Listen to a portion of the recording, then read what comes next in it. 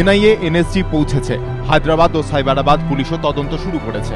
কিন্তু দিলসুখনগরে বিস্ফোরণের 48 ঘন্টা কেটে গেলেও তদন্তে এখনো বড়সড় কোনো সাফল্য নেই। গ্রেফতার করা যায়নি কাউকে।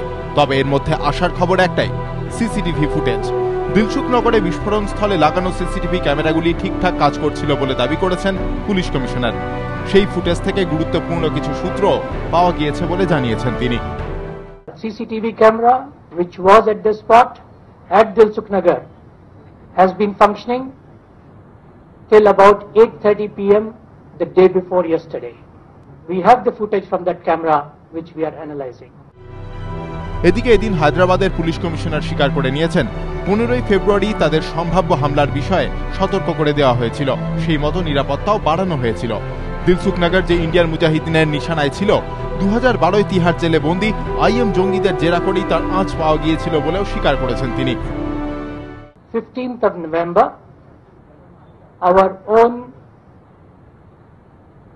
intelligence department had sent a team to Delhi and they had interrogated some IM module people, and in that they had sent an extract saying that 4 areas, Dilsuknagar, Raniganj, Tangban, Abbots and Begum Bazar,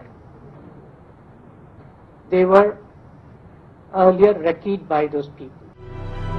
গোয়েন্দা সূত্রে খবর, এখনো পর্যন্ত পাওয়া তথ্য প্রমাণের ভিত্তিতে তারা এক প্রকার নিশ্চিত বিস্ফোরণের পেছনে ইন্ডিয়ান মুজাহিদিনের হাত রয়েছে। গোয়েন্দাদের আরও অনুমান, লস্কর-ই তৈবার একটি সেলকেও এই কাজে লাগানো হয়ে থাকতে পারে।